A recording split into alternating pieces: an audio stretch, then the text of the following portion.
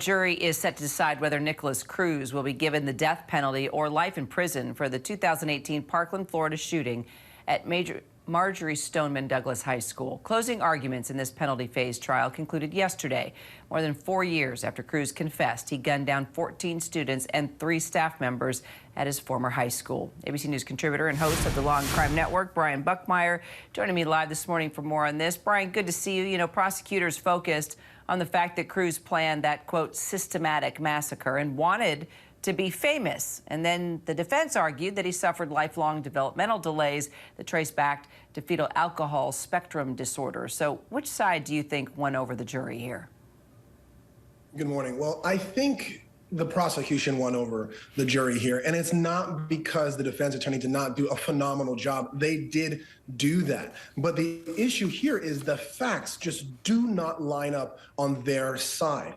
What I'm seeing here is they hit on every one of the points. When you hear a lawyer say, this is a law school exam, we're basically saying that all of the facts point to all of the factors, meaning this was completely heinous, atrocious, and cruel. That's an aggravating factor. It was cold and calculated and premeditated, and he created a great risk of death to numerous people. That's what the prosecution is trying to prove in order to get the death penalty. Now, on the other hand, the defense is saying, hey, you could take all of that into account and simply give mercy. You can look at the fetal alcohol syndrome disorder that he had, the failures of the system and of his adopted mother. And so they do have some arguments there, but this being the largest in terms of number, mass shooting in a school that has ever gone to trial in U.S. history, I don't think their arguments are going to work in this case.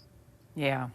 And, you know, Cruz already pleaded guilty, right? And last month, his defense surprisingly has suddenly rested its case after the judge accused them of a lack of professionalism. So how do you see this playing out now? So the pleading guilty is great for the Parkland shooter because that's a point of mitigation. They can actually hang their hat on that as to why he should get the life in prison rather than the death penalty.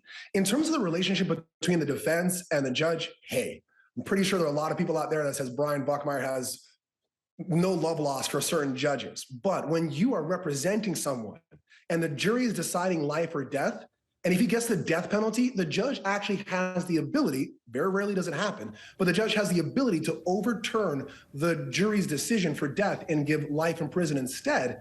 I don't think this judge is going to do the defense any favors based on how you articulated how they just ended their case so unprofessionally. So I think a lot of factors, both from a legal standpoint and from a human standpoint, are pointing towards death row. Brian Buckmeyer, always love your insight. Thanks, Brian. My pleasure. Thank you.